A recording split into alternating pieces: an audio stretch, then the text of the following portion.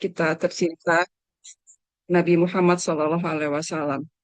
Para jemaah Azikra, ya. Jadi ini nama kajiannya adalah Azikra ya Ustadz. Azikra itu singkatan dari eh, Juhud, Ikhlas, Kesucian, Rahma, dan Amal. Jadi kita juga dari ilmu yang ada, insya Allah kita bisa implementasikan eh, di kehidupan sehari-hari.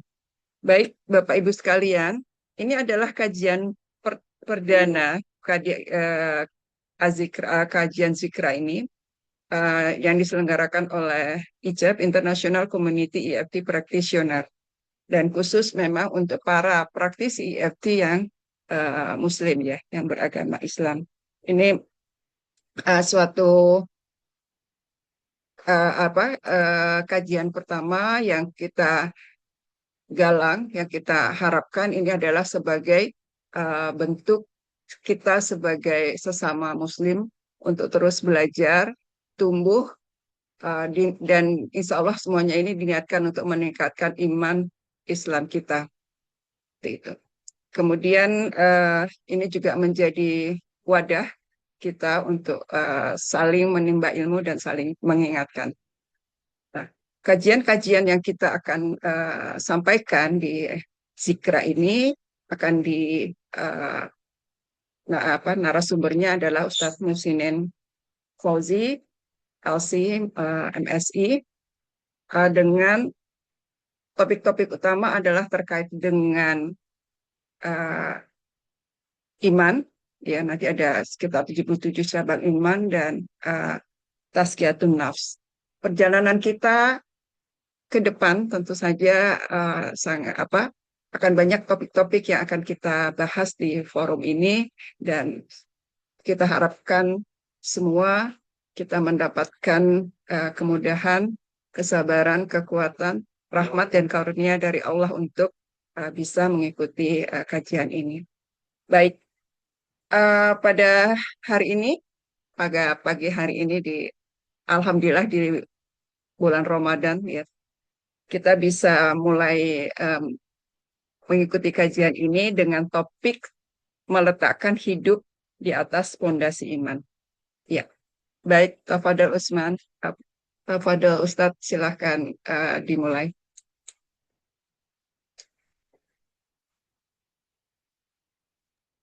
Bismillahirrahmanirrahim.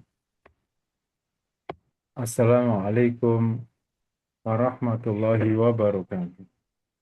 Waalaikumsalam warahmatullahi wabarakatuh. Alhamdulillahirabbil alamin, al-malikil haqqil mubin, asyhadu an la ilaha illallah wa anna Muhammadan abduhu wa rasuluh.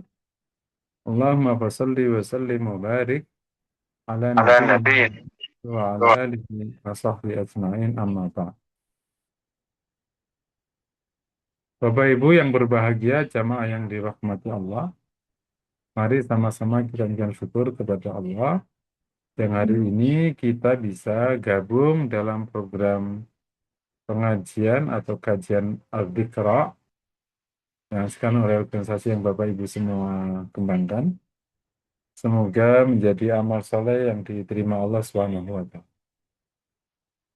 Amin. Kita Allahumma akan amin. sama-sama kupas materi-materi dasar dalam agama yang sangat relate dengan kehidupan. Yang akan tauhid, ada tazkiyatun nafas, akhlak, dan lain-lain. Dalam rangka memberikan pemahaman yang baik tentang Islam, kemudian diimplementasikan. Karena Bapak Ibu ini background-nya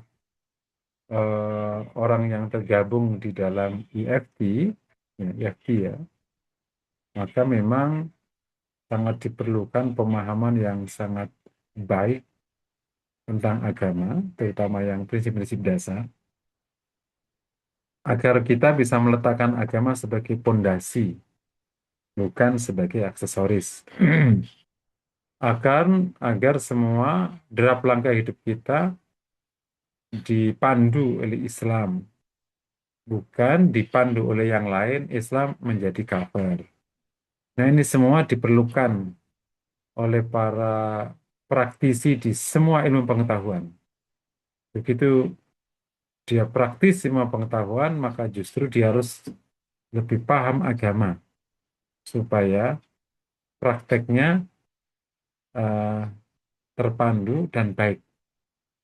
Tentu hal-hal yang sangat dikhawatirkan tentang adanya tindakan maksiat, kufur yang bisa jadi terselinap pada setiap hal itu bisa dihindari dan hasilnya justru dengan terus menguatkan sisi keberagamaan kita, hal-hal yang diinginkan manusia dalam hidup tercapai.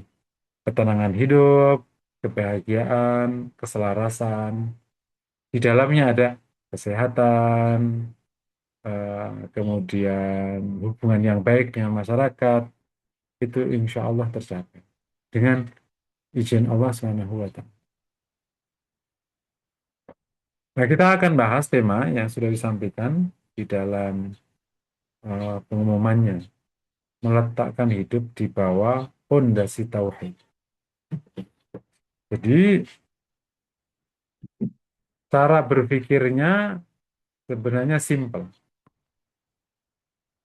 Allah Ta'ala yang menciptakan alam semesta, termasuk kita. Kita bagian dari alam semesta. Allah menciptakan kita, bahkan kita juga nggak tahu diciptakannya itu dulu gimana. Ya. Karena sebelum kita menjadi fisik ini, kita disebut dulu roh dulu. Saat Allah, dan bukan saat Allah, Allah menciptakan kita tanpa persetujuan kita. Karena Allah nggak perlu persetujuan kita. Tapi Ia Maha Rahman, Maha Rahim. Ia Maha Adil, Maha Mengetahui, Maha Pemberi, Maha Mencintai ciptaannya. Ia Al-Wadud, Maha Mencintai ciptaannya. Ia Maha Lembut. Ia Maha Mengurus ciptaannya, Maha Mengurus. Al-Qayyum. Sehingga hambanya ini akhirnya diciptakan dan diurus proses hidupnya dengan sangat baik. Ada beberapa hal Allah berikan keluasan pada hambanya untuk mengambil peran. Itulah yang namanya akhdul asbab, ngambil sebab. Selebihnya engkau tidak dikasih kesempatan mengambil peran. Contohnya, engkau lahir kapan? Kamu nggak punya peran. Engkau lahir sebagai apa? Wanita atau laki? Kamu nggak punya peran. Engkau lahir dengan bentuk apa? Kamu nggak punya peran. Engkau lahir sebagai manusia, kamu nggak punya peran. Engkau lahir di mana? Nggak punya peran.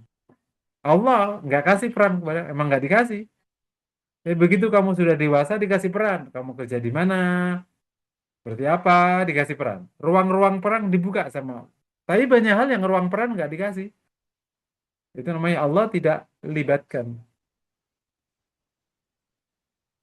Sehingga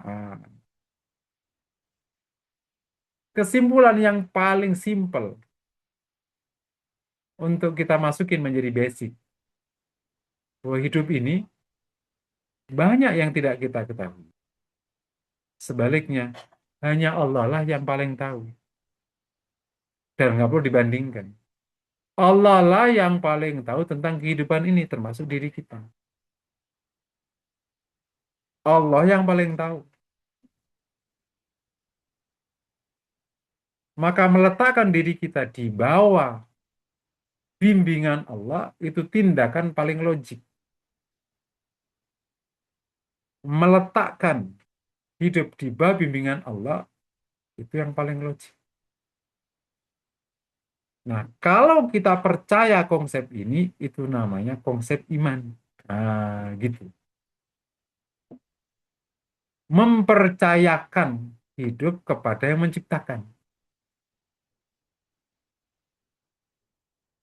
Karena yang kita ketahui terbatas. Itu makanya penelitian-penelitian di psikologi setiap saatnya bisa berubah kan. Di pendidikan bisa berubah. Nah, kalau hidup diletakkan di bawah pondasi, mempercayakan kepada Allah, itu banyak hal yang selama ini menjadi sebab gundahnya itu menjadi tidak gundah. Karena kita meletakkan di posisi yang paling tepat.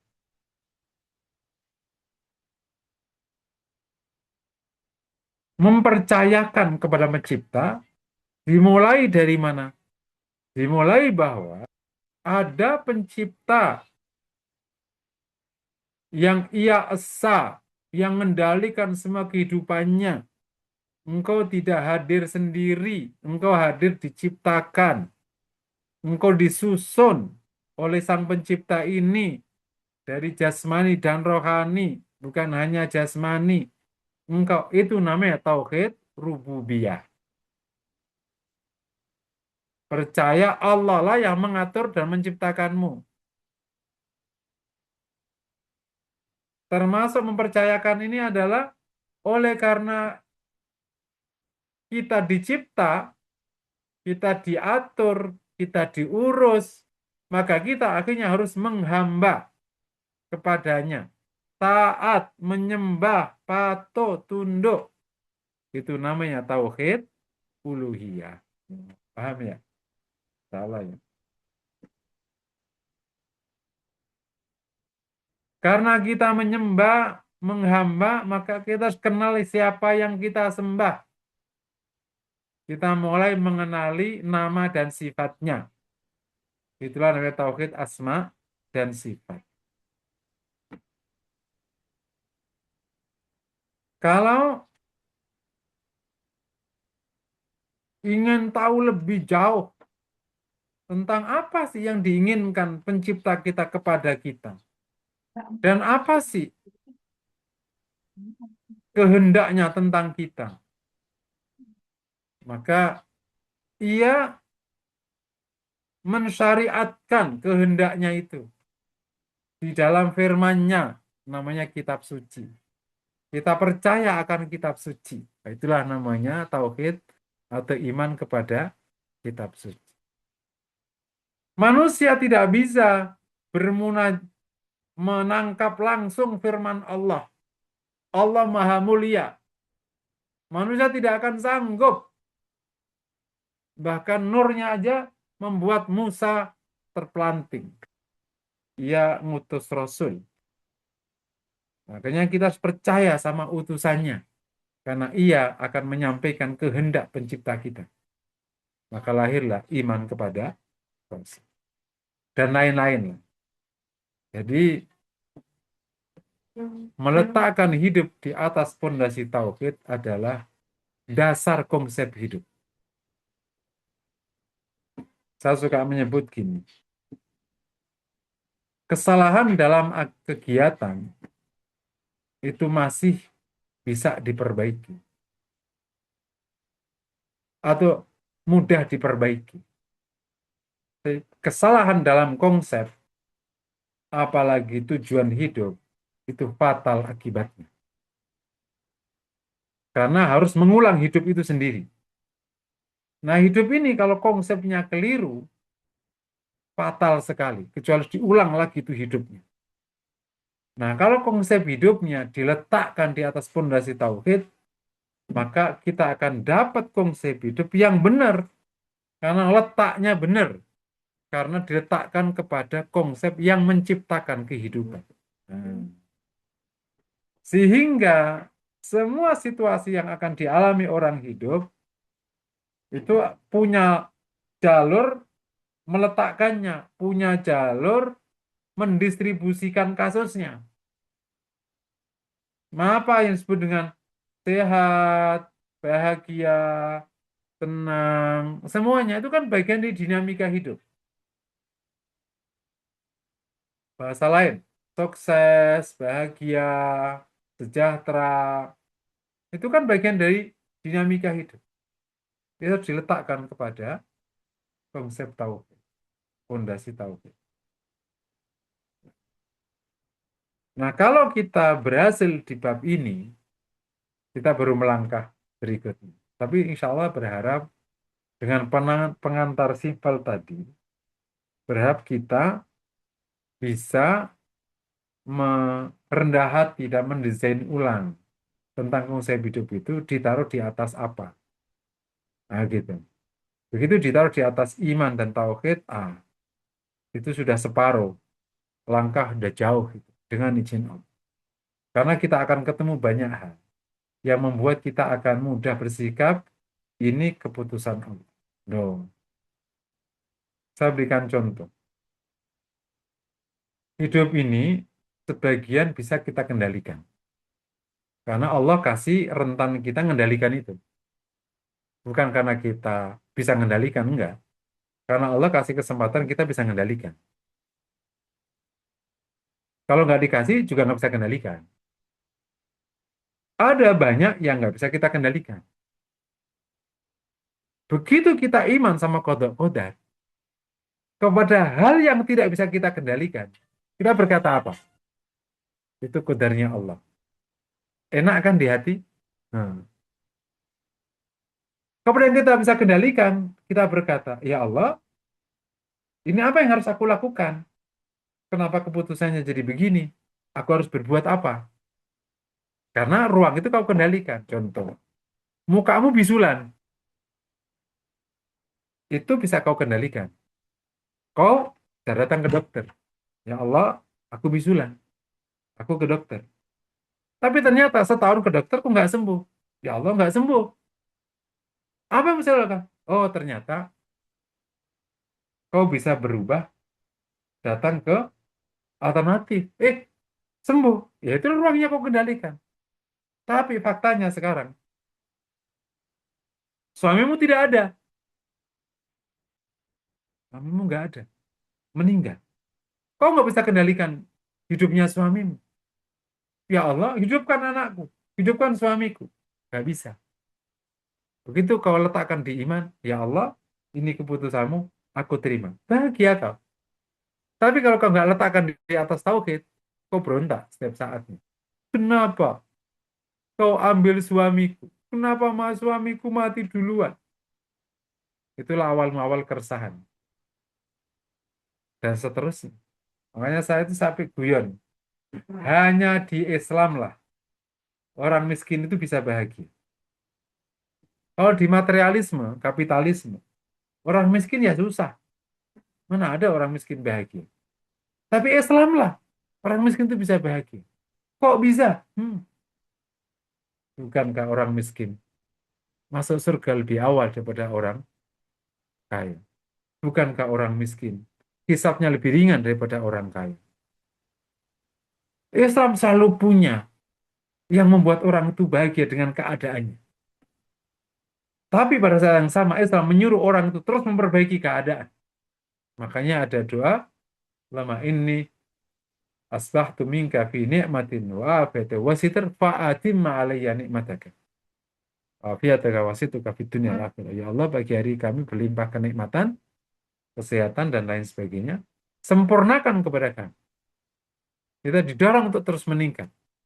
Kita didorong memperbaiki setiap saat. Kita didorong untuk berlomba kebaikan. Tapi di yang sama, kita dianjurkan untuk menerima keputusan Allah Subhanahu wa Ta'ala. Ya, nah insya Allah kalau kita letakkan hidup di bawah, di atas fondasi tauhid, yang pertama nih, kita bisa memetakan hidup dengan sangat baik karena dipandu tauhid. Tadi saya sebutkan ada hal-hal yang di bawah kendalimu, ada hal yang kau tidak punya kendali. Bahkan di bawah kendalimu sebenarnya juga tidak di dalam kendalimu. Karena yang mengendalikan engkau adalah Allah, bukan engkau sebenarnya. Cuman secara zahir tampak kau bisa kendalikan. Allah izinkan itu terjadi. Makanya Allah lepaskan engkau mengambil peran. Bukan karena kau mengambil peran, Allah izinkan kau mengambil peran. Begitu kita bisa meletakkan di atas tauhid, ini semua kita bisa sikapi dengan sangat baik. Ada penerimaan, ada apa. Saya berikan contoh menarik ini ya. Tentang penerimaan ini. Ini kisah nyata.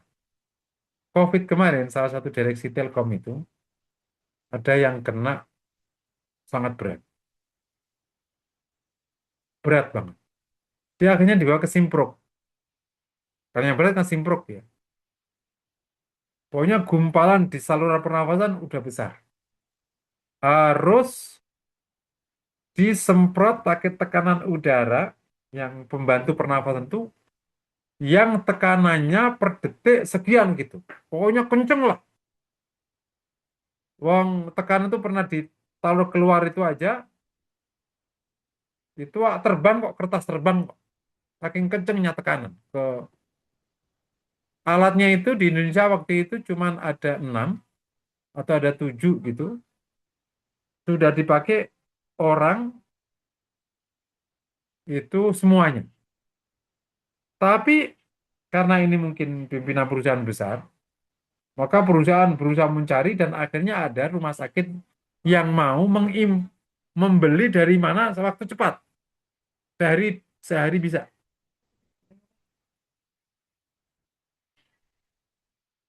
Akhirnya dilakukan. Saat situasi ini masih inilah, masih ini kenapa kayak gitulah.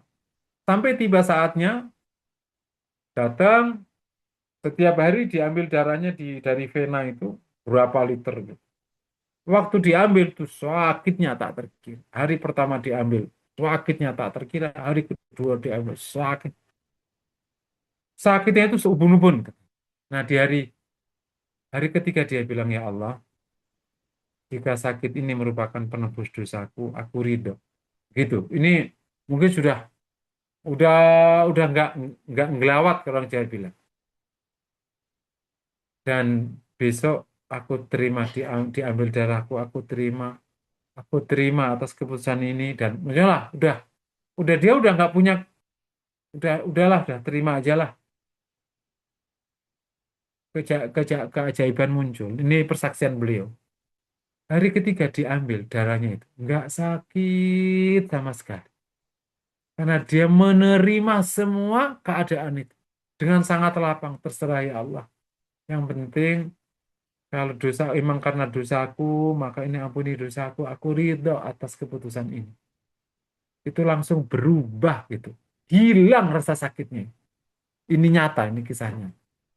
Jadi kalau kita letakkan, maka kita bisa ngebelah-belah keadaan dengan cara pandang yang tepat.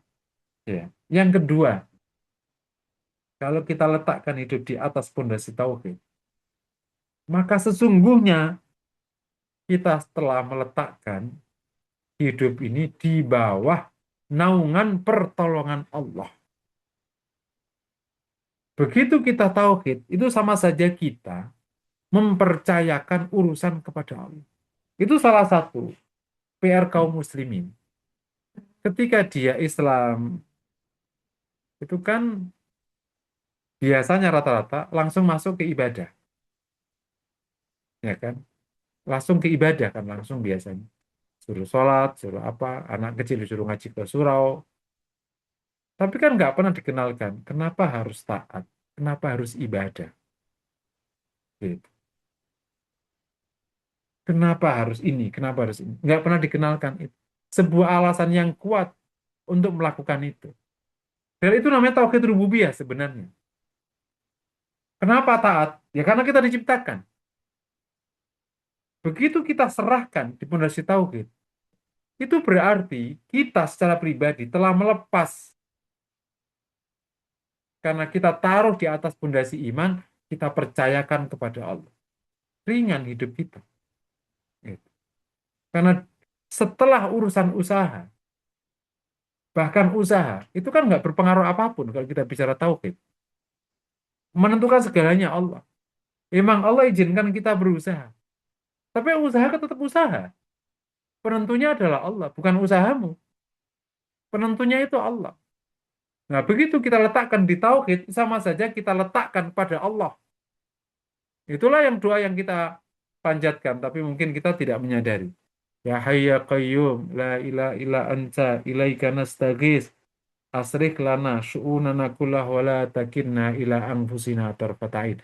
Dengan serahkan diri kami kepada diri kami sekejap pun.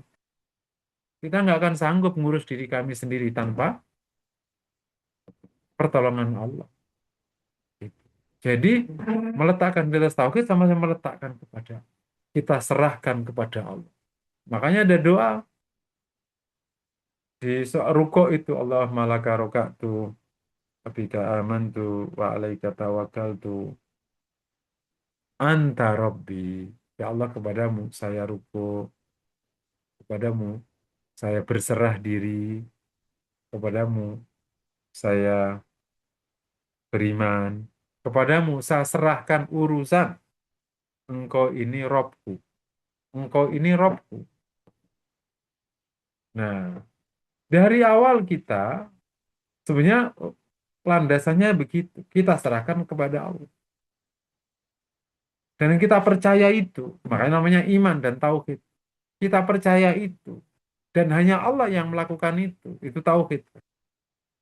Sehingga kalau kita letakkan hidup ini di atas pondasi iman, sebenarnya kita letakkan urusan ini semuanya kepada ringan hidup kita. Menjadi berat itu, yang saya sebutkan, karena kita mengambil peran melebihi wewenang yang Allah berikan. Kita disuruh usaha. Oke, bisa jadi kita kurang usaha. Yang kedua, kita suruh usahakan. Tapi ternyata kita ingin memastikan usaha harus hasil. Pada hasil itu Allah menetapkan. Antum, Bapak Ibu bayangkan. Namanya ruang usaha itu menarik. Pernah lihat cicak? Cicak. Cicak itu salah satu makhluk yang jadi contoh tauhid. Ini ini sangat kontroversi hidupnya.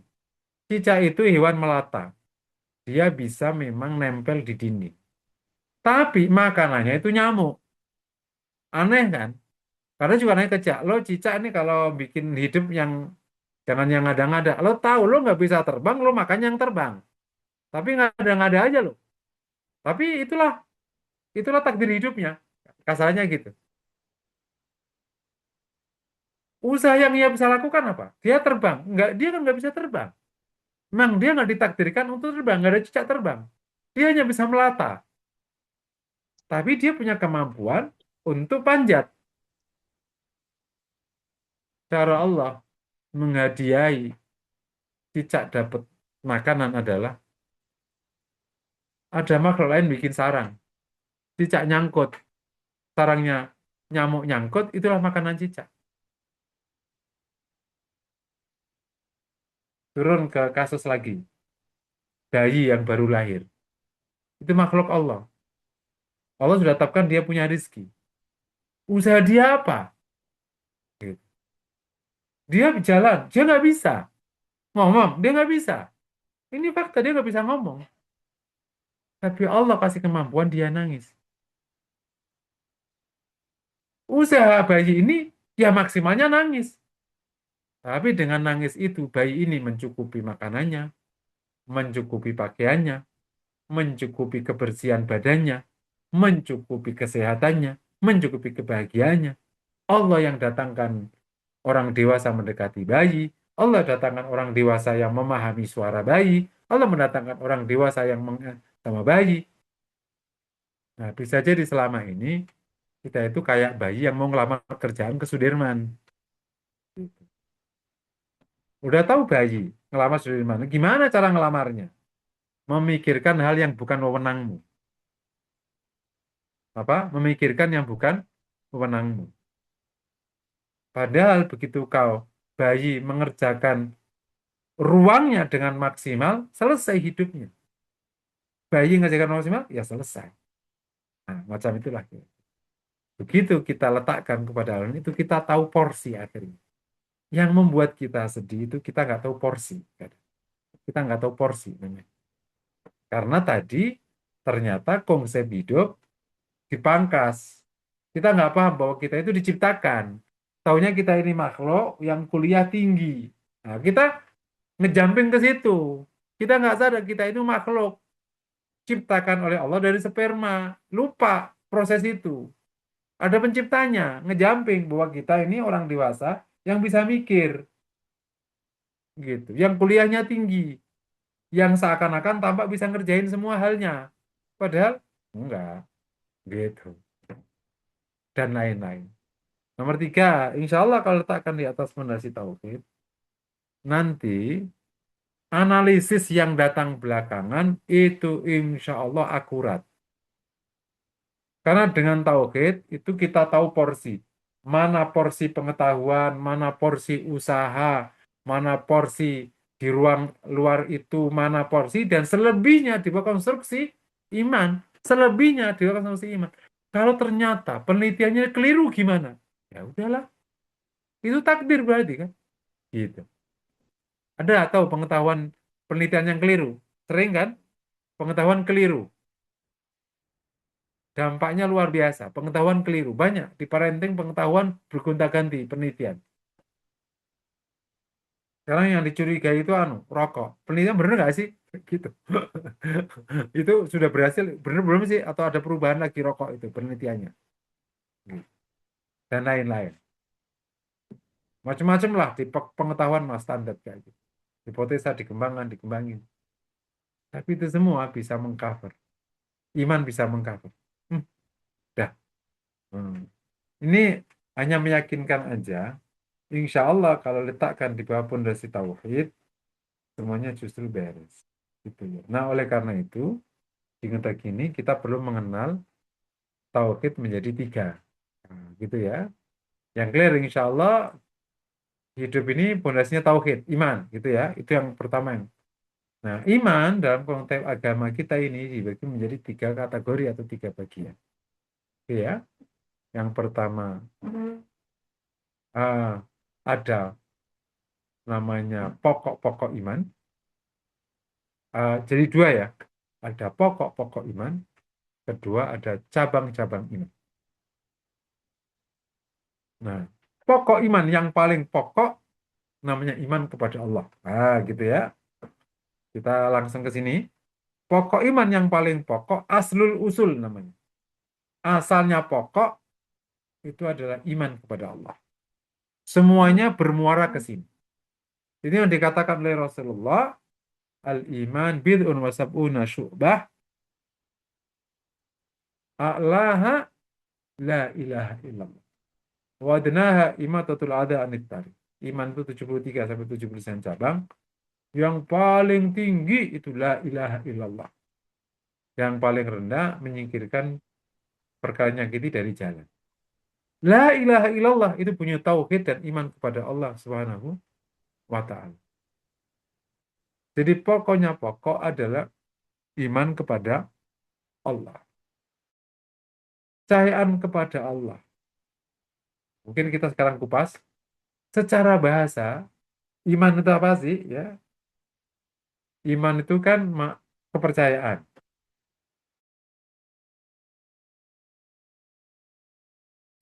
Wasaddaqahul amal.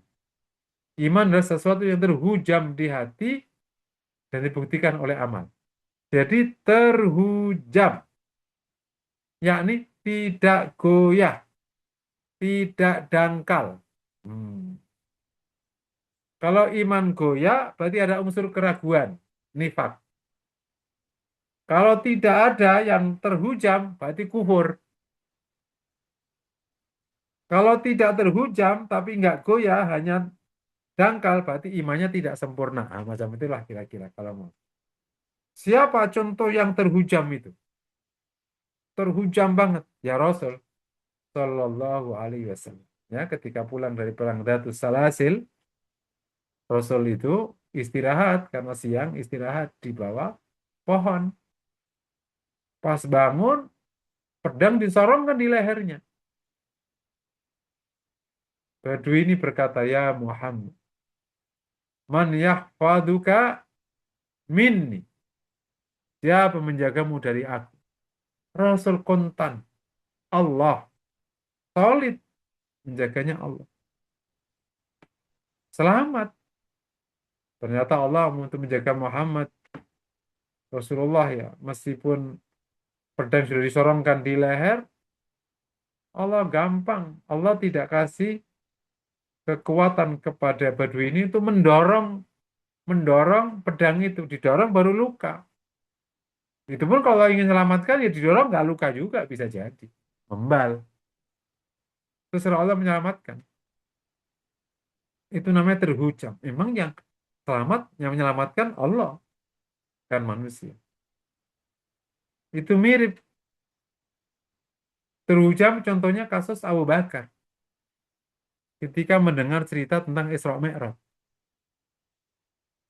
Di waktu duha itu atau pagi itu, Abu Jahal dapat cerita dari Rasulullah bahwa ia tadi malam pergi ke Palestina, naik Sidratul Muntaha, dan pagi ini sudah pulang.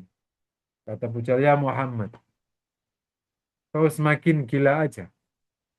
Semua kita kalau ke Baitul Maqdis itu sekali perjalanan 27 hari. Sekali perjalanan 27 hari sebulan. Kau bilang sehari semalam pulang balik. Dan kau bilang mau naik ke langit. Semakin gila kamu. Abu Jahal pagi-pagi datang ke Abu Bakar.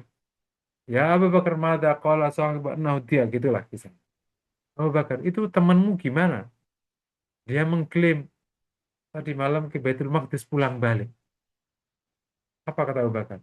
In qalahu faqad sadaq laqad amanna bima huwa abad minhu. Kalau Muhammad mengatakan yang kamu ceritakan tadi, maka benar. Saya telah percaya cerita dia tentang yang jauh daripada urusan Baitul Maqdis. Ia cerita, ia seorang Rasul, aku percaya. Ia cerita Allah ada, aku percaya. Allah itu Maha Esa, aku percaya. Tiada ilah kecuali Allah, aku percaya. Maka segera dia cerita Baitul Maqdis, aku percaya. Itu namanya terhujam. Paham ya? Yang kedua, iman itu komponennya setelah terhujam terbukti. Bukan hanya terhujam, tapi terbukti. Mirip kayak cinta lah. Kata suami gini, Neng, abang mah cinta banget sama Neng. Cinta banget. Yang bener bang. Iya, emang gak ada laki wanita lain di hati abang. Neng doang. Abi bangun, inget Neng. Tidur, inget Neng. Cinta banget man Neng. Ya udah bang, sini aku minta duit. Ya lo duit. Ya katanya abang cinta sama Neng. Mana aku minta duit, aku mau beli pulsa. Karena abang tuh duitnya banyak tuh. Baru gajian kan, ya itu banyak sih ada duit. Enggak, sayang. Ya, abang cinta mah gombal. Nggak ada bukti. Paham ya? Jadi iman itu harus ada bukti. Buktinya ketaatan. Nah, itu namanya pembuktian iman, namanya cabang iman. Nah, jadi kalau ada orang beriman tapi nggak taat, ya, ya itu bohong. Beriman pada Allah tapi nggak menyerahkan diri kepada Allah, ya bohong. Katanya percaya pada Allah, katanya percaya Allah Maha Kuasa. Kok nggak menyerahkan urusan kepada Allah? Itu namanya belum terbukti. Paham ya? Jadi kalau kita percaya kepada Allah, ya serahkan pada Allah. Makanya watawakkalu, watawakkalu in kuntum mu'minin. Tawakallah, serahkan pada Allah jika kau beriman. Tapi juga ada fattakullah wa aslihu dzata bainikum wa atiullah rasul in kuntum mu'minin. Taat Allah Rasul, taat kepada Allah dan Rasul jika beriman ya taat, jika beriman ya tawakal, jika beriman ya syukur, jika beriman itu namanya terbukti. Jadi iman adalah sesuatu yang terhujam dan terbukti. Oke. Nah, pokoknya pokok itu namanya iman pada Allah. Kita masuk ke sini ya. Pokoknya pokok itu iman pada Allah. Ah, inilah muara semua konsep ideologi. Muara semua konsep ideologi. Iman pada Allah dibagi menjadi tiga. Nah, sini nanti aku akan terangkan. Berarti percaya Allah lah Rabb kita. Allah lah ilah kita. Tauhid pertama, iman kepada rububiyah Allah disebut dengan tauhid rububiyah. Mohon izin Bu, materinya sampai jam berapa? Kemudian diskusi sampai jam berapa ini?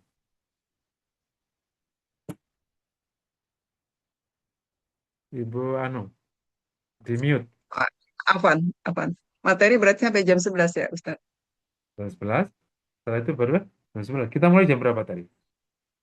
Tadi kita mulai hampir jam 10. Oke.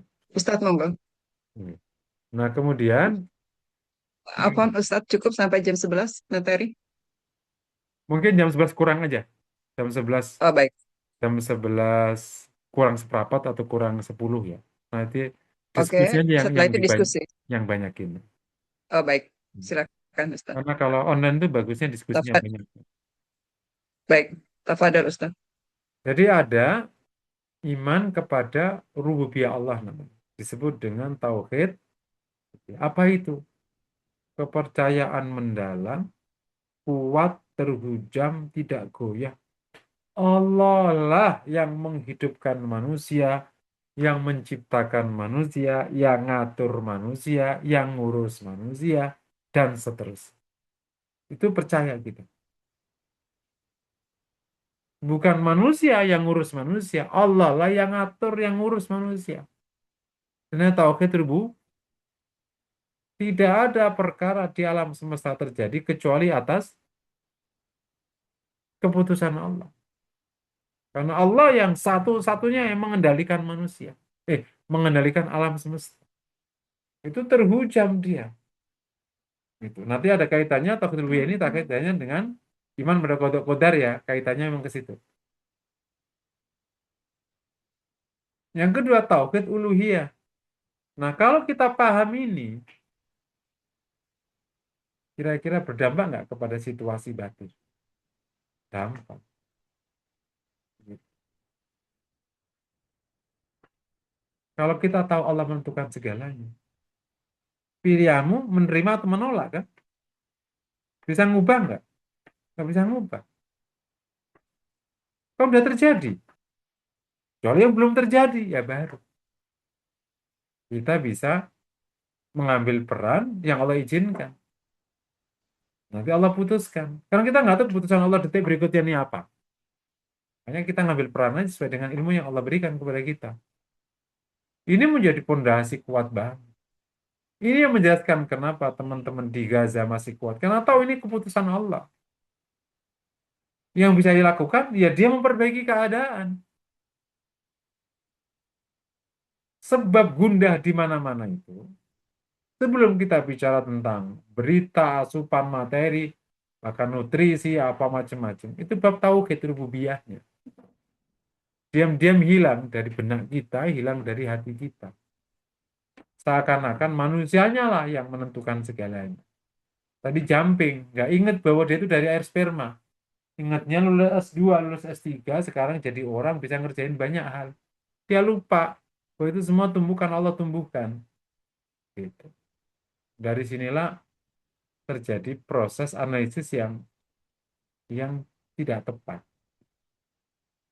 Di sini udah ketahuan dampak ketenangannya. Yang kedua, ada tauhid uluhiyah atau iman kepada uluhiyah Allah. Bahwa kita percaya full 100%, terhujam, kuat, kokoh, nggak goyah, nggak ada ragu. Bahwa hanya Allah lah yang kita sembah. Hanya Allah lah yang kita taat. Hanya Allah lah yang kita ikuti. Kita ngikuti selain Allah jika mereka ngikuti Allah. Nah, kita tunduk patuh hanya pada Allah. Itulah menyebabkan kemerdekaan. Kenapa orang hilang kemerdekaannya? Karena dia menyembah diam-diam pada selain Allah. Dia ternyata tunduk patuh diam-diam pada selain, ya udah hilang kemerdekaan. Dari sini tauhid uluhiyah, maka rasa takutmu hanya kepada Allah, cintamu hanya pada Allah, berharapmu kepada Allah, bersandarmu hanya kepada Allah. Karena ia ilah kita, sekaligus ia Rob kita. Karena ia yang menentukan segalanya, ya kita bersandar kepadanya. Karena ia yang menjelaskan segalanya, maka kita mengambah kepadanya. Itu tauhid ulu. Dan nomor tiga, kita harus paham betul Rob kita ini, yang kita sembah ini. Maka kita kenali Allah lewat Asma'ul Husna. Lewat tauhid Asma' was Sifat. Ia punya nama, punya sifat yang sempurna. Itu kita percaya kepada Allah bahwa Allah punya sifat dan nama yang sempurna. Yang akhirnya membuat kita semakin mengenal dan makrifah kepada Allah. Membuat kita semakin yakin, semakin yakin. Semakin dekat, semakin dekat. Kalau engkau tahu dan kau yakin Allah itu Maha Rahman dan Maha Rahim, maka ketika engkau tidak lagi disayangi orang sekitarmu, ketika orang sekitarmu membuangmu, membencimu, maka datanglah kepada Allah. Allah akan menyayangimu karena Ia Maha Rahman, Maha Rahim. Kalau kau tahu, kau yakin Allah itu Maha Pemberi rizki, Ar-Razzaq, yang tidak sujud ada dikasih oleh Allah, yang tidak bisa berpikir baik, cicak, kodok, semuanya dikasih oleh Allah hidup. Dan ketika kau menghadapi seakan-akan dunia ini berhenti mensupportmu, semua pintu rizki tertutup, tutup rapat, datanglah kepada Allah. Karena yang memberi rizki hanyalah Allah. Yakinlah itu. Terbongkarlah situasi berat. Kalau kau merasa tertindas, kau nggak kuat lagi, semuanya menindasmu, menyakitimu, datanglah kepada Allah. Karena Allah Maha menguatkan. Allah Maha kuat, Allah Maha mengurus. Ia Al-Hayyu Al-Qayyum. Maha mengurus. Ia Al-Qawiyyu Al-Matin. Datanglah kepada Allah. Jika engkau sakit, yang seakan-akan gak ada lagi kesembuhan, jangan berhenti. Obat hanyalah obat. Yang menentukan kesembuhan adalah Allah. Datanglah kepada Allah. Karena Ia Asy-Syafi, Maha Penyembuh. Nah, kalau kita mengenal asma dan sifat Allah dengan sangat baik, membuat kita makrifah kepada Allah, maka kita akan sangat tenang menjalani hidup. Karena kita selalu ada bersama Allah Subhanahu wa Ta'ala. Ini namanya iman kepada Allah, baik rububiyahnya, uluhiyahnya, atau asma dan sifat. Tadi bilang insya Allah. Nah, insya Allah kalau kita imannya bagus begini, maka akan ada fadilah iman. Ya. Fadilah iman yang pertama, karena kita beriman bagus, maka muncul fadilahnya. Yang pertama, kita bisa ngelola hidup dengan baik. Karena ada iman. Kenapa kok bisa hidup dengan baik? Karena otomatis poin kedua. Karena kita hidupnya didasarkan kepada syariat. Karena kita iman pada Allah. Allah yang menciptakan, yang mengatur hidup. Karena kita percaya, maka kita lagi hidup dengan aturan. Dan itu yang terbaik. Karena tidak ada yang paling tahu hidup kecuali yang menciptakan. Dan menciptakan punya syariat. Dan punya sunnatullah. Ya, ada syariat, itu bicara halal dan haram. Ada sunnatullah, bicara tepat nggak tepat. Jadi kalau kita beriman, maka kita keluar hidup dengan sangat baik karena kita ngikuti syariat Allah dan sunnatullah. Akhirnya kita masuk kategori taat, sekaligus juga tepat. Sunnatullah bagian dari hukum Allah SWT. Yang orang nyebut sebagai hukum alam, berarti itu hukumnya Allah SWT. Yang kedua, insya Allah, atau ini jadi nomor 3 juga boleh. Yang kedua ya, insya Allah kita lebih tenang setenang-tenang. Dengan beriman kepada Allah, rububiyah, uluhiyah, insya Allah kita tenang. Bahkan lebih daripada itu, tenang dan seluruh dimensi ketenangan, termasuk kemerdekaan, kemuliaan, apalagi kehormatan, dan lain-lain. Kenapa ada orang sampai nyorong-nyorongkan lehernya kepada orang lain, mau tapi dihina-hina? Karena orang ini meyakini dialah yang menyelesaikan kasusnya. Tapi kehinaan itu nggak akan terjadi ketika kita percaya hanya Allah. Tugas kita menghormati orang, tapi nggak perlu sampai menghinakan diri. Nah, dan lain-lain. Ketiga, langsung ya, karena kita Muslim dengan iman, semoga dan insya Allah kita semakin baik agamanya, taat dalam agama Allah. Jadi ketaatan kepada ini memang pondasinya iman. Ya. Puasa aja pondasinya iman. Ya mulai pondasinya. Dan ketaatan Allah ini memberikan barokah pada hidup. Insya Allah. Ketaatan pada Allah ini, ketakwaan pada Allah ini menjadi barokah hidup. Gitu insya Allah. Jadi makanya kalau kita kok kurang-kurang taat, ya berarti bicara iman. Imannya mungkin kurang bagus. Kok sholat menjadi kurang kurang tepat begini, sudah kok jarang. Nah, itu berarti kurang taat. Berarti perbaikan iman. Bahkan dengan iman bukan sekedar itu. Allah akan berikan kita kemenangan. Walillahil izzatu jami'a. Kemenangan itu miliknya Allah Subhanahu wa taala. Itu yang dirasakan kaum muslimin ketika imannya bagus di zaman salafus saleh. Allah berikan kemenangan yang luar biasa. Jadi ini semua kalau kita meletakkan hidup di bawah fondasi ini. Poin terakhirnya sebelum kita tutup, kualifikasi iman seperti apa yang dikehendaki oleh agama. Ada 3 kualifikasi. Ya. Yang pertama, imannya harus bersih, yakni bersih dari segala macam bentuk syirik. Itu ya. Ada syirik, ya imannya batal. Gitu. Dan semoga Allah bimbing kita, jaga kita dari segala macam bentuk kemusyrikan.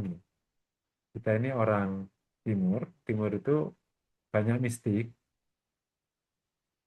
Kalau nggak jeli, kita masuk, padahal itu sudah masuk kategori syirik. Padahal nganggapnya baru sekedar budaya. Jadi harus jeli banget mana yang punya dimensi budaya, mana punya dimensi akidah, ideologi. Mana pengetahuan, mana ideologi. Ini semua harus clear, jangan sampai kita kejebak ke syirik sehingga menjadi kufur naudzubillah.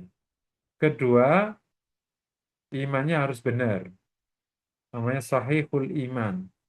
Apa itu? Konsepsinya benar, tidak kacau, tidak salah. Pernah dengar kan istilah aliran sesat kan? Aliran sesat itu adalah konsep tauhidnya salah, makanya disesat. Jadi kesalahan di konsepsi keimanan itu membuat orang bisa sesat. Kalau urusan fikih ya paling banter ya apa? Mungkin bid'ah kali ya, nggak sampai kalau salah gitu, atau tidak syah lah. Tapi kalau salah di konsep tauhid, oh itu bahaya, bisa kufur orang. Salah memahami kodok kodar, jadilah aliran sesat itu. Salah memahami tentang iman pada hari akhir, bahwa ada alam kubur, jadi kufur. Kalau nggak percaya pada alam kubur, mana kalau alam kubur ada, coba buktikan ke aku. Ya ini orang. Jadi imannya harus benar. Yang ketiga, hayawiyatul iman. Imannya harus hidup. Hidup itu maknanya gimana iman hidup? Iman hidup adalah iman yang bisa menggerakkan diri manusia untuk taat kepada Allah. Jadi di konteks ini iman ibarat mesin. Mesin itu kalau hidup, bagus, bersih, benar, memang mesinnya benar, bukan mesin acak adut, maka sanggup menanggung beban berpuluh-puluh ton. Pesawat, bayangin, segede gitu, isinya ratusan penumpang, ratusan kilo kargo, diangkat tuh sama mesin pesawat. Mampu. Tapi lihatlah kalau mesin itu mati. Kereta, boro-boro bisa narik gerbong. Dirinya aja nggak bergerak. Kata para ulama, iman itu kalau mati, Boro-boro dia bisa menggerakkan, dia harus diangkut oleh orang lain. Lah, tidur di got, tadi malam mabuk sampai lupa diri, nyemplung di got, tidur sampai pagi. Dia harus diangkut sama orang. Oh, iman orang-orang nggak punya iman, jahatnya manusia lebih jahat daripada binatang. Balhum Allah itu terjadi. Binatang di mana-mana itu nggak pernah merusak hutan. Ada nggak binatang menyerbu hutan orang? Nggak ada. Paling banter ya singa punya lah, itu dikuasai. Yang lain silakanlah hidup. Manusia itu kalau jahat, hutan diambil, orang ditindas. Singa nggak pernah sampai nindas. Kalau sampai dia ada lapar ya udah nggak nyari makanan. Nasiblah lah yang ketemu pas lagi singa lapar dia di sampingnya dia diburu. Habis lapar ya udah singa diem aja. Tapi kalau manusia itu nggak punya iman, jahatnya lebih jahat daripada hewan. Mau dibilang Pol, mau dibilang. Makanya harus imannya bersih, imannya hidup, imannya. Nah, kita dalam hidup ini itulah tugas kita. Begitu kita letakkan hidup di bawah tauhid, itu tadi konsepnya, prosedurnya, kualifikasinya, maka PR kita sekarang adalah memperbaiki kualitas iman kita. Ayo, karena kita Muslim, alhamdulillah. Tapi gimana iman kita terutama kepada Allah yang pokoknya pokok itu imannya bersih, imannya benar, imannya hidup. Oh, insya Allah dengan bab ini, dengan izin Allah, apa aja bisa diletakkan.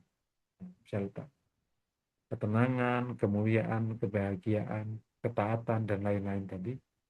Insya Allah kita dapatkan. Itu yang saya sebut sebagai meletakkan hidup di bawah pondasi tauhid. Mungkin demikian materi kita pada siang hari ini.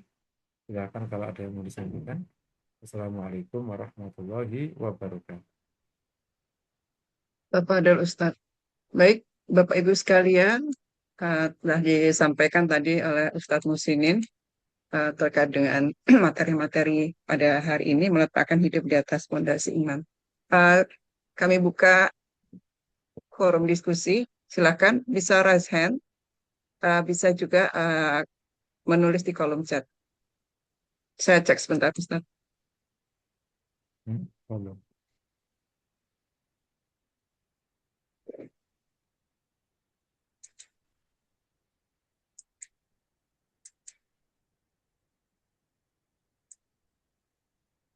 Silakan Bapak Ibu sekalian, bila ada di chat belum ada yang raise hand.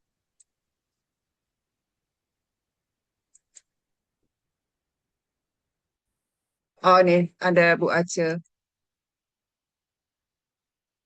Sebentar kok.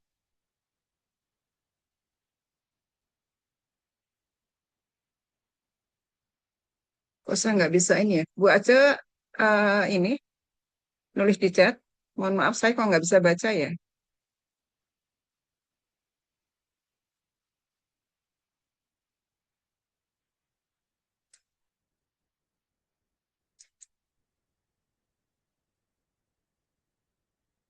Oh, Pak Maharandi ya. Silakan langsung juga. Silakan Pak. Oh ini, pertanyaannya Ustadz dari Pak Maharandi Saputra. Saya ingin bertanya tentang kodo dan kodar. Saya masih belum bisa memahami. Terima kasih.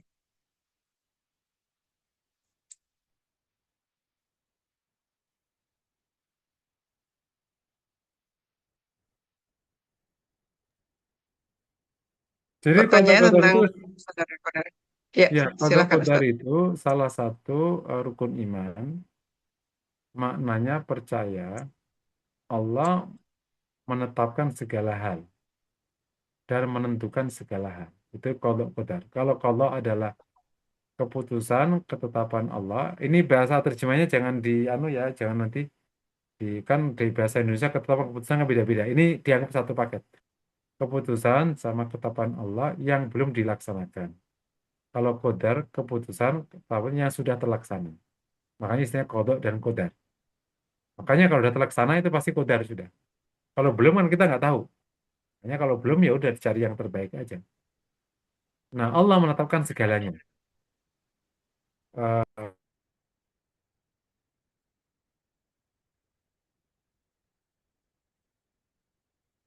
Maaf, termute Ustadz, termute. Allah sudah menetapkan segalanya sebelum semua ini diproses penciptaannya. Nah, runtutan kodok qadar itu pertama ilmu Allah bihi, ilmu Allah tentang makhluk ini. Setelah itu Allah kehendaki masyiah, kemudian Allah tetapkan namanya al-khalq, kemudian Allah eksekusi namanya al-bari, Allah yang maha menjalankan kekuasaan. Itu prosedur penetapan. Allah yang maha kuasa menetapkan segala sesuatu itu, Allah juga menetapkan hukum sebab akibat. Nah, hukum sebab akibat itu bagian dari ketetapan Allah. Sehingga manusia dalam konteks ini disuruh untuk mengambil sebab sesuai dengan perintah Allah. Makanya di samping dia percaya pada kepada Allah, dia juga wajib mengambil sebab atas nama Allah. Jadi kira-kira begitu. Iman sama qadar itu begitu. Wallahu a'lam. Ya, cukup kah Pak Harendi?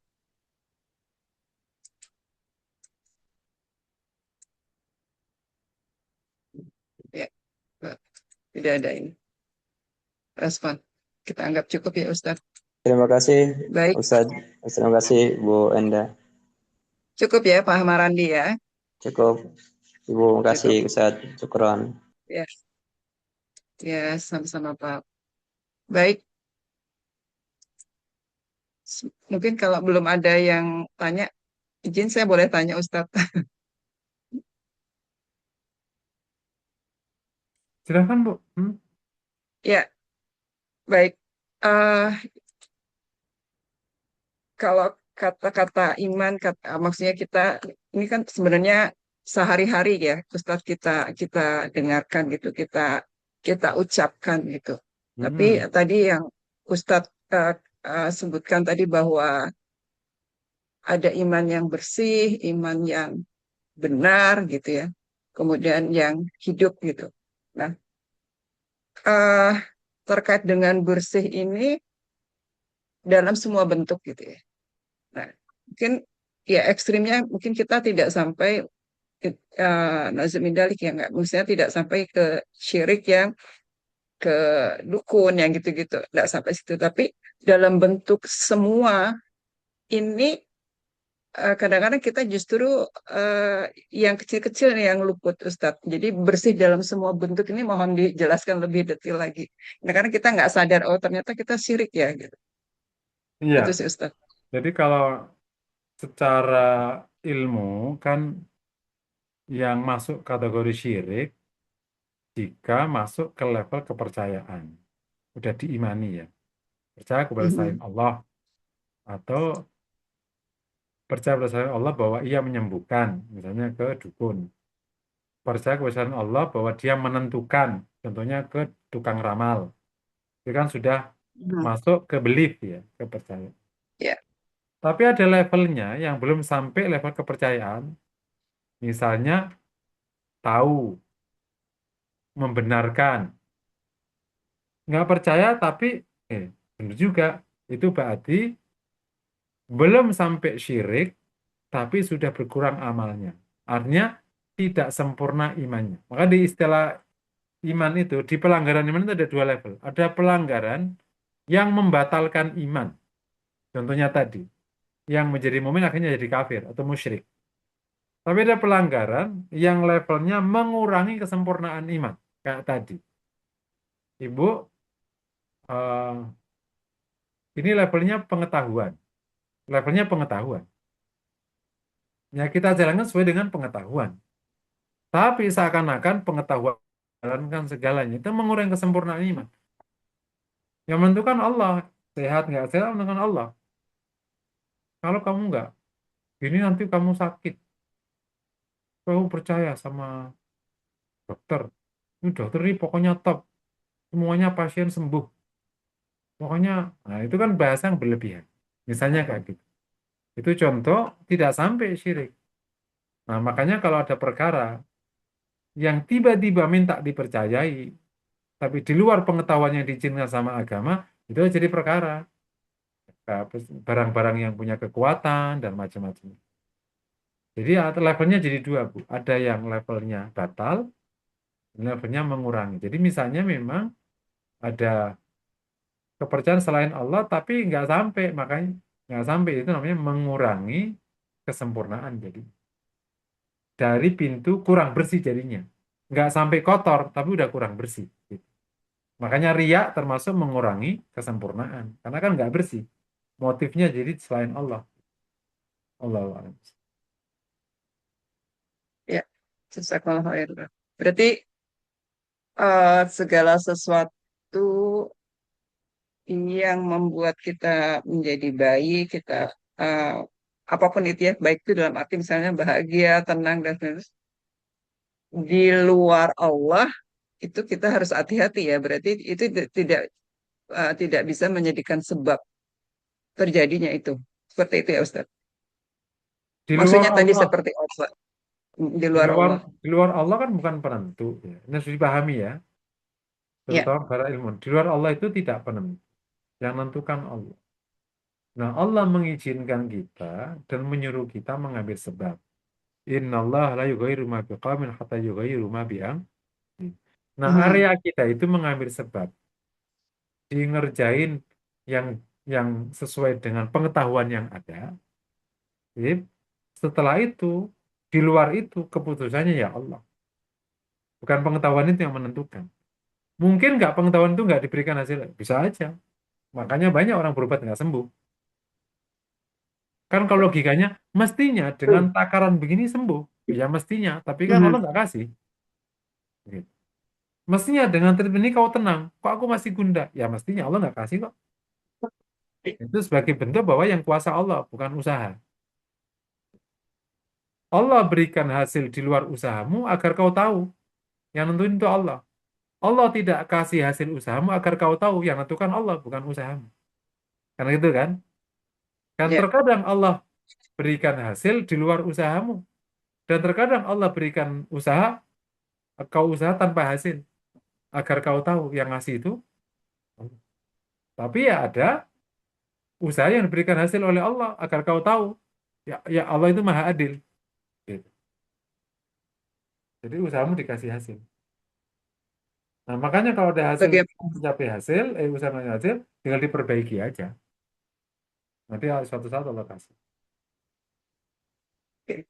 bagaimana melatihnya Ustadz supaya bersih gitu? Karena kadang-kadang seperti tadi, oh ini saya alhamdulillah eh, udah sehat karena udah minum obat ini atau udah ke dokter ini gitu ya.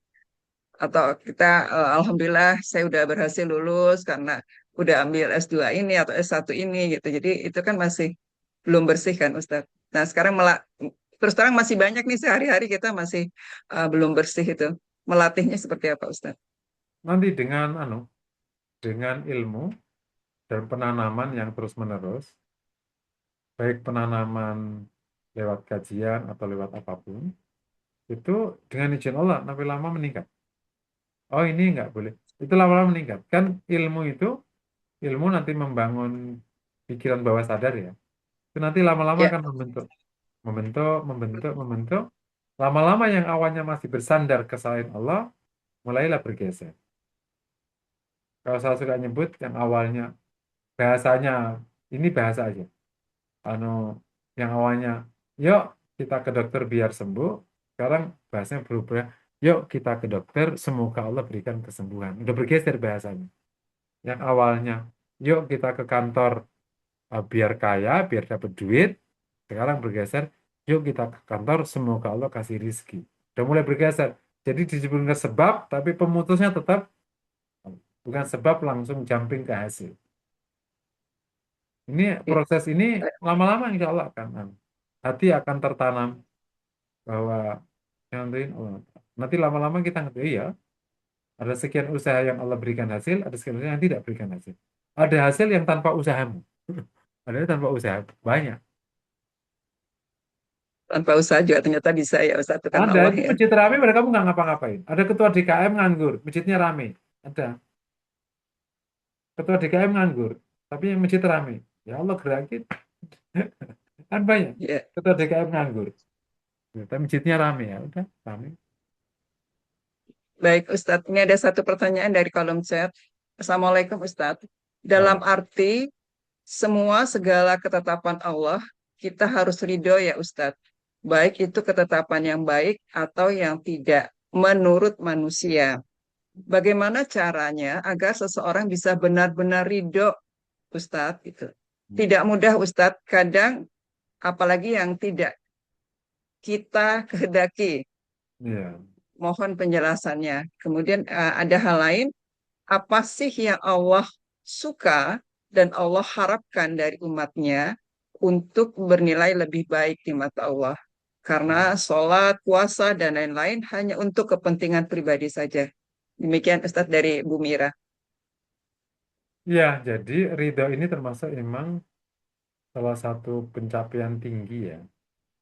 Dan semoga Allah berikan kita semua. Tapi insya Allah kalau kita memohon kepada Allah, Allah kasihlah kita rizki ridho ini kepada Allah. Mungkin beberapa tip ya ini, beberapa tip. Yang pertama itu, banyaklah zikir kepada Allah. Supaya hati ini terpenuhi oleh kalimat Allah. Itu dulu. eh Zikir ini fadilahnya kemana-mana. Menguatkan, menyehatkan.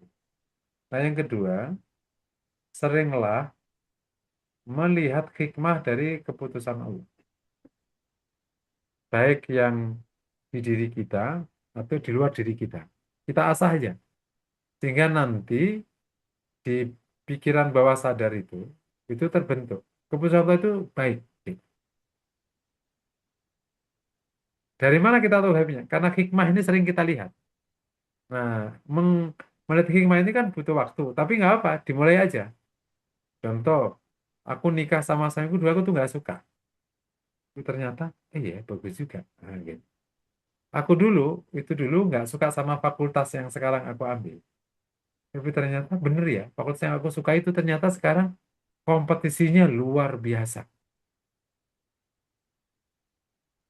Ada anak diterima di kedokteran swasta, murung sekali. Maunya ke negeri, mamanya bilang, Dek, itu pasti ada hikmahnya, Dek. Ini nyata ini kisahnya.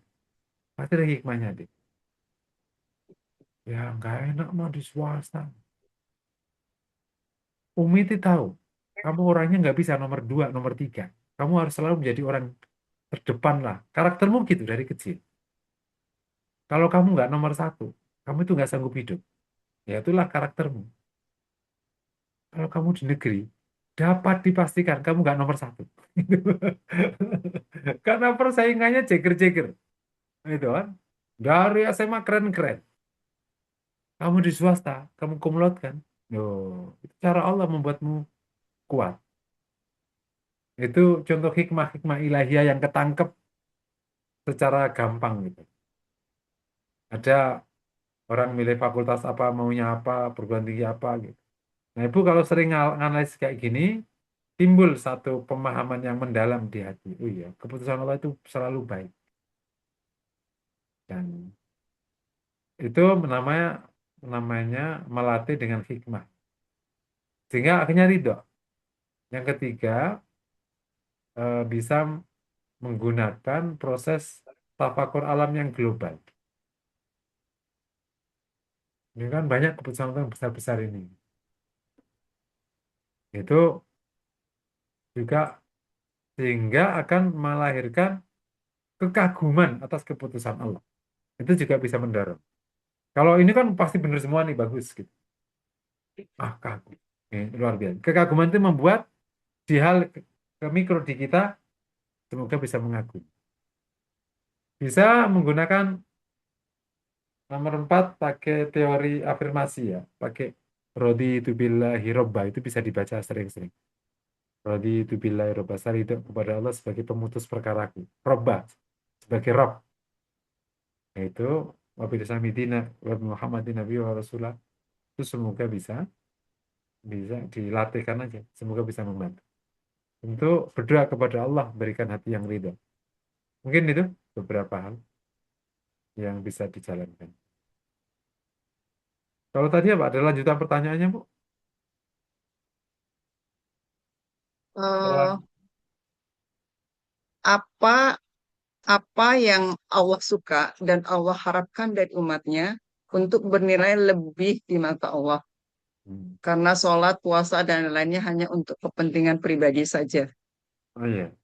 Jadi ini sebenarnya perlu digarisbawahi ya. Memang sebaiknya ibadah kita itu untuk Allah. Bahwa itu bermanfaat kepada kita, itu urusan Allah. Jadi istilahnya jangan bermain kepentingan di ibadah. Memang ada ibadah yang berdampak ke diri kita. Kayak puasa, kita dapat pahala. Itu kan dampak tuh. Sholat dapat pahala.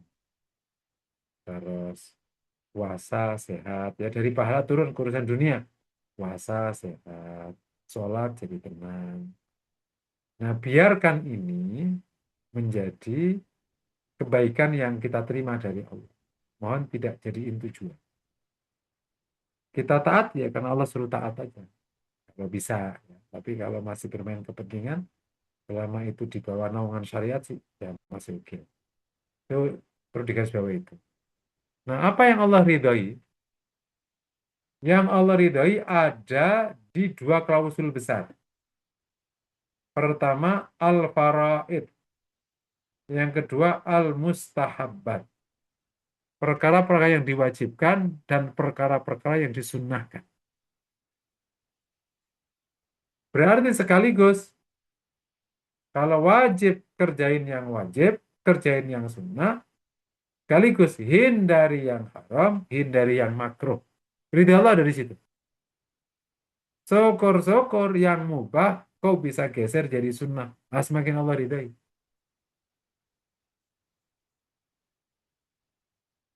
Dalam pada ini, untuk urusan yang sifat halal haram, yang Allah ridhai yang halal, bukan yang haram. Karena kan wajib sunnah itu yang bersifat tindakan, kalau bersifat hukum pada produk namanya halal haram, bukan wajib haram kan ya.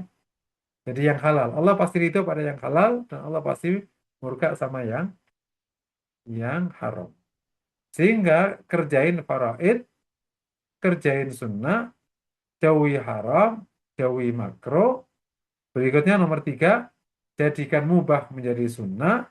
Nomor 4, selalulah ada di perkara halal. Jangan pernah masuk ke perkara haram. Itulah semua tindakan yang diridhoi. Nah, perlu diketahui. Kalau kita bicara faraid sama sunnah, amal itu ada 3 kategori. Jangan sampai kita terjebak di kategori 1. Apa itu? Amal hati, amal lisan, amal anggota badan. Jadi apa kewajiban di amal hati? Contohnya iman, contohnya ikhlas, contohnya syukur, contohnya takut pada Allah. Jangan sampai kita terjebak bahwa kewajiban itu adalah sholat sama zakat aja, atau sholat sama puasa aja. Ikhlas itu wajib, syukur itu wajib, sabar itu wajib, berharap Allah itu wajib. Itulah dikerjain. Sunnah, bijaksana itu sunnah. Cepat merespon panggilan Allah itu hukumnya sunnah. Segera kepada Allah itu hukumnya sunnah. Maka kerjain.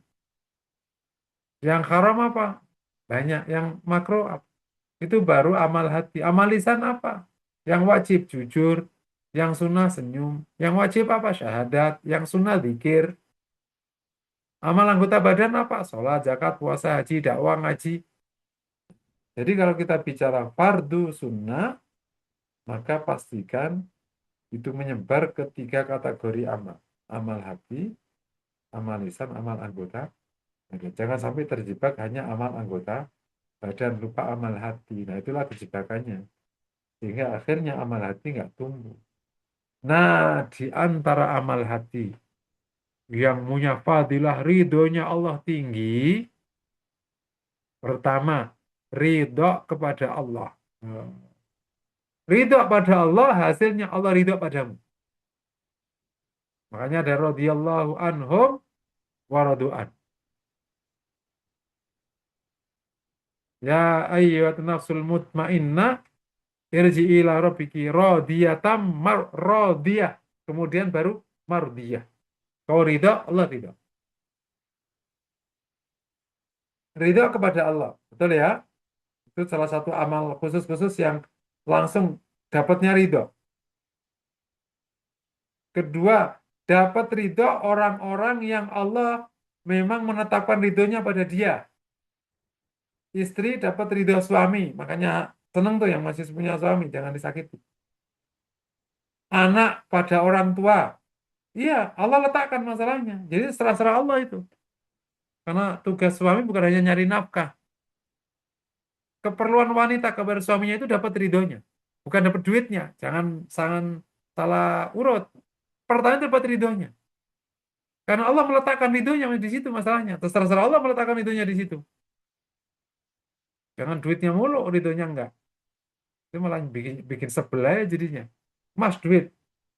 Bikin sebel aja. Enggak apa-apa. Lu yang penting duitnya ada. Oh, salah konsep. Yang penting ridhonya. Ya semoga dapat duitnya. Gitu. Jangan ridhonya enggak, duitnya dapat. Ah, rugi. Apalagi saat nggak dapat ridhonya, nggak dapat duit. Ya rugi dunia akhirat. Paham ya? Yang nomor tiga.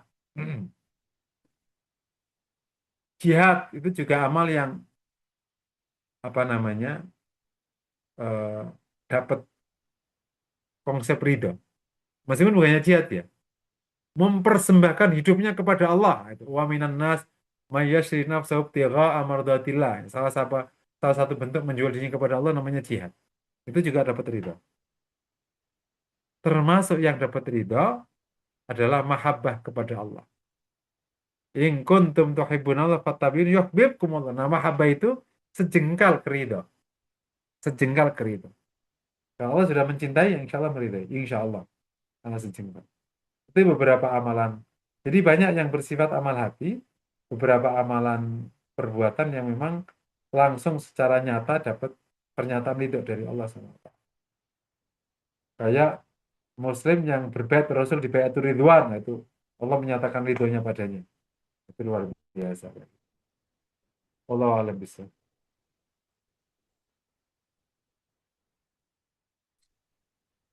Ya, jazakallah Ustaz. Waktu sudah 11:04, masih bisa diskusi atau sudah cukup Ustaz? Silakan Bu. Jadi sampai jam 11.30. Oh, baik. Ya, sambil menunggu. Tadi Ustadz, salah satu ibadah yang kita untuk tujuan, misalnya kita puasa. Untuk, eh, saya mau ini aja supaya nggak keliru pemaknaannya. Kita puasa selain kita ibadah, takwa kepada Allah, kita juga untuk sehat. Nah, sekarang kalau kita niatnya, sebaiknya gimana niatnya nih Ustadz? Untuk supaya nggak tadi Ustadz bilang nggak kebalik nih. Untuk Iya, jadi apa? bicara ideal ya, ideal dulu. Kalau Ya, masalah hukum nanti dibicarakan belakangan. Jadi kan amal yang diterima itu kan harus ikhlas kepada Allah. Betul ya, ya. ikhlas itu ada dua level. Ingin ridhonya Allah atau ingin surga dan selamat dari neraka. Dengan bahasa lain dapat pahala. Di luar itu dianggap tidak ikhlas. Paham? Saum supaya sehat, sholat supaya dapat rezeki lancar, itu dianggap tidak ikhlas. Allah kasih bisa, jadi Allah kasih. Tapi ya nggak dapat di akhirat. Gitu ya. Nah, sebagian ulama menyatakan motif-motif dunia itu selama motifnya ada di dalam Quran sama Sunnah, maka masih dianggap kategori ikhlas. Tapi itu sebagian kecil aja yang mengatakan itu masih oke. Tapi sebagian besar motif dunia tidak ikhlas. Gitu ya. Sehingga letakkan niat ibadah itu taat pada Allah. Ridhonya Allah aja. Atau kalau nggak bisa ke bab ridho, dapat pahala lah. Adapun urusan sehat, rizki, biarkan itu kau terima sebagai fadilah. Jangan kau terima sebagai tujuan. Insya Allah sehat. Kalau nggak sehat, ya udah aku udah ibadah kok. Hmm, Paham ya kira-kira. ya, Saum, apalagi sodakoh. Insya Allah nanti rezeki lancar, insya Allah. Tapi ya aku udah ibadah perintah Allah aku udah jalan. Urusan rezeki lancar itu urusan Allah. Entah. Tugasku mengerjakan perintahnya. Dah, itu namanya orang yang belajar ikhlas dalam beramal. oke. Jadi betul-betul diniatkannya karena taat ibadah pada Allah itu saja ya Ustadz ya. Iya. Nah, nanti Ya. fadilahnya dapatnya, ya insya Allah dapat. Kalau nggak dapat, ya dia Hmm, nggak merasa rugi. Tapi kalau motifnya dapat sehat, pas habis puasa ternyata nggak sehat. Wah, payah nih puasanya nggak jelas. Gitu jadinya. ya. Ada orang sodako, terkadang bisnisnya nggak lancar. Ya salah konsep. Katanya kalau sodako Hmm, bisnisku lancar. Aku sodako udah banyak lancar-lancar. Gitu. Akhirnya sodakonya yang digugat. Karena salah konsep. ya. Hmm. Baik, Tafadhol Ustadz. Ada lagi Bapak Ibu sekalian yang ingin diskusi? Yang resen nggak ada, di chat sudah nggak ada Ustadz. Nah, jadi Oke. mungkin kami berikan ini ya. Ini kan materi global. Tapi insya Allah tadi sudah agak masuk ke detail. Salah satu PR besar kita itu ada di sini. Katakan ketenangan hidup dan macam-macam ya dan semuanya. Karena tidak meletakkan hidup di atas fondasi iman atau tauhid. Diam-diam kita meletakkan hidup di atas fondasi akal. Pakai otak. Apa aja otak. Bukan apa aja iman. Nah, kalau iman di atasnya, nanti otak ikut di bawah kontrol iman. Gitu. Tapi kalau akal di atas, iman nggak nyentuh, ya pusing hidup kita. Karena banyak perkara yang tidak bisa kau jelaskan. Dan itu case-nya banyak. Kenapa aku begini? Kenapa aku dapat suami kok cerewet gitu? Ya kamu nggak bisa ngejelasin. Udah tahu cerewet nggak cerai-cerai juga. Karena ada kayak gitu tuh. Udah tahu di pokoknya buru-buru, tapi nggak cerai. Nah kalau bahasa iman kan jelas, iya. Mang takdirmu dapat musibah di keluarga ini. Ya tinggal sabarnya aja. Tapi insya Allah nanti Allah pasti akan bantu. Kan selesai penjelasannya. Tapi kalau pakai akal gimana penjelasannya? Salah dulu kali ya, dulu kurang ini sih, kurang teliti menelitinya. Enggak, aku udah teliti dulu menelitinya. Buat gugatan akhirnya. Gitu. Orang punya masalah kesehatan. Apa sih salahku? Kan ada yang ngomong gitu ya. Ya Allah, apa salahku? Enggak harus ada salahnya kan untuk kena musibah kan enggak harus ada salahnya. Kalau musibah itu harus melalui salah, ya Nabi Yusuf nggak perlu kena musibah. Karena Nabi Yusuf nggak salah, kok kena musibah. Jadi, apa salahku? Nggak harus ada salahnya. Memang ada musibah karena kesalahan, tapi ada musibah bukan karena kesalahan. Ya Allah tetapkan aja ada musibah. Gitu. Makanya ya Allah, mohon gitu loh. Gitu. Nah, kalau kita letakkan di atas pondasi iman, nanti hal-hal yang secara logika nggak bisa dijelaskan menggunakan cover iman. Oh, keren bang. Itu langsung close. Nah, ini insya Allah di akhirat ada balasannya. Nutup langsung. Close. Insya Allah ini baik untukmu. Close langsung.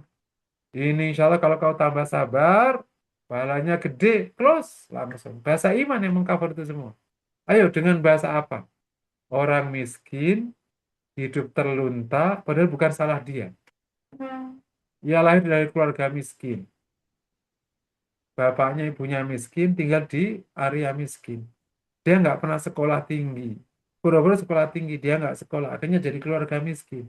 Terus penjelasannya apa? Salahmu. Salah siapa? Ada penjelasannya. Tapi kata dia, aku udah mau keluar ke sini. Keluarnya gimana? Buru-buru mau sekolah, wong bayar nggak bisa. Itulah ujian. Tapi insya Allah lah, gitu kira-kira. Dan lain-lain. Oke, baik. Ustadz Afwan masih ada 10 menit. Ada satu yang resen, masih bisa Ustadz. Benar, Bu? Ya, Bu. Ya, silakan Bu Tami.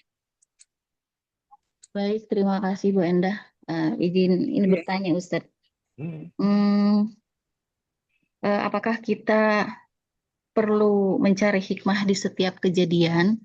Karena terkadang taruhlah kita menerima setiap kejadian yang terjadi pada kita, walaupun perlu waktu ya. Terkadang langsung bisa menerima, terkadang ya butuh sesaat untuk berpikir dengan bertanya kenapa gitu kan. Nah, apakah hikmah itu perlu kita ketahui atau perlu kita cari hikmahnya, atau ya kita terima saja bahwa ini sudah sebagai sebuah takdir buat kita. Terima kasih. Enggak harus selalu kita cari hikmah, karena bisa jadi hikmah itu kita ketahui setelah belasan tahun, di awal-awal tahun belum keluar, kita belum bertanya, atau Allah belum munculkan hikmahnya, sehingga yang bagus diterima dengan ridho terlebih dahulu.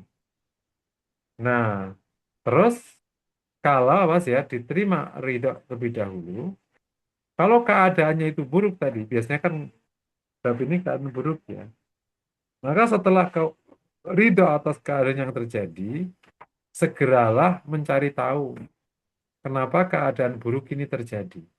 Untuk kemudian kau cari solusinya. Karena detik berikutnya kamu nggak tahu takdirmu. Bisa jadi detik berikutnya itu takdirmu baik. Nah, tugasmu memperbaiki keadaan. Tugasmu menyelesaikan kasus. Tugasmu meningkatkan kebaikan. Jadi untuk kasus kondisi buruk, begitu ada kondisi buruk datang, itu pertama langsung ridho atas keputusan Allah. Yaudah aku terima. Yang kedua langsung kata Ibnu Qayyim nih, kenapa terjadi? Kenapa nilai jelek? Kenapa bisnis nggak jalan? Tapi diterima dulu. Kenapa ini, kenapa itu? Kenapa belum nikah-nikah? Coba dicari analisisnya. Setelah itu, segera selesai. Oh, ternyata aku orangnya galak, judes. Ya, berarti aku memperbaiki, jangan sampai judes. Biar laki-laki nggak ada yang takut pada aku. Oh, ternyata aku belajarnya tidak tepat. Aku udah belajar tapi nggak tepat. Nah, masa aku belajar matematik, aku belajarnya sosiologi, gitu. Misalnya, gaya belajarnya keliru, aku perbaiki. Ya, di konteks ini jangan jadi dua kutub ekstrim. Ada orang yang nerima keadaan dan nyerah tanpa memperbaiki. Itu namanya fatalis. Itu nggak boleh. Yang kedua, ada orang terhadap keadaan buruk ini nggak terima, memperbaiki dan marah-marah. Juga nggak boleh. Itu kayak Qadariyah aja, atau Mu'tazilah. Yang bagus, ridha atas keputusan Allah dan perbaiki keadaan yang belum baik. Ridha atas keputusan Allah dan tingkatkan kebaikan yang sudah kau terima itu. Kalau keadaannya baik, kau ridha, kau tingkatkan. Kalau keadaannya buruk, kau ridha, kau perbaiki. Paham ya? Insya Allah ya. Allah alam bisawab. Baik, Baik, terima ya, kasih Ustadz. demikian ya. Ya, terima kasih juga Bu Tami. Sudah tidak ada chat, tidak ada raise hand, Ustaz. Masih 5 menit. Ingin ditambahkan atau bagaimana, Ustaz? Cukup Bu, insya Allah Bu. Alhamdulillah. Baik, Tapi tadi mungkin ya. ya penekanannya tadi mungkin saya ulangi, mohon izin. Saya ulangi bahwa kalau faktanya kita diam-diam selalu mengedepankan logika, mengedepankan akal dan ngelola hidup, maka saatnya lah akan menarik mundur logika di bawah naungan iman. Karena begitu ini tidak runut, pondasinya bukan iman terlebih dahulu, akan banyak masalah besar yang tidak bisa kau pecahkan.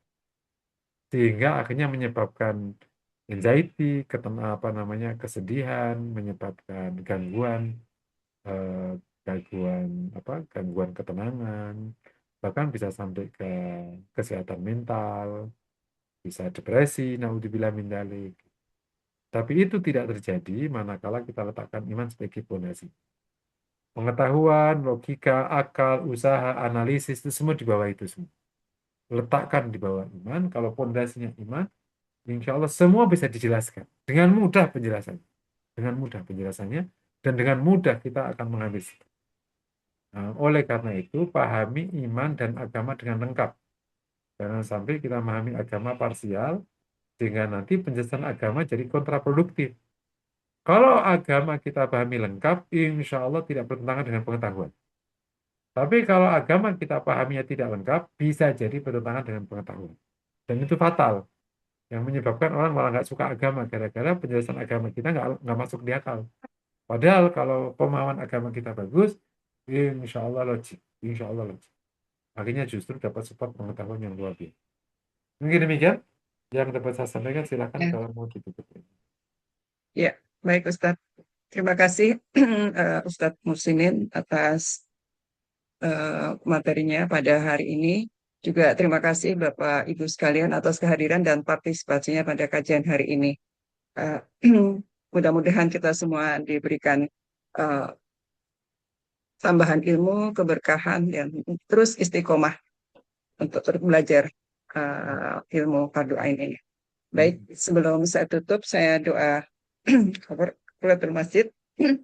Subhanaka Allahumma wa bihamdika asyhadu an la ilaha illa anta astaghfiruka wa atubu ilaik. Baik. Jazakallah khair Ustadz Sama-sama. atas waktunya. Barakallah.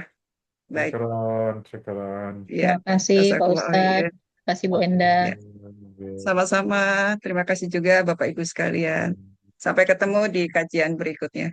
Wassalamualaikum warahmatullahi wabarakatuh. Waalaikumsalam. Terima kasih Iya. Dr. Ustaz. Waalaikumsalam. Izin, Bu, izin ya. Terima kasih Pak Ustadz. Oke, Izin ya, izin Bu.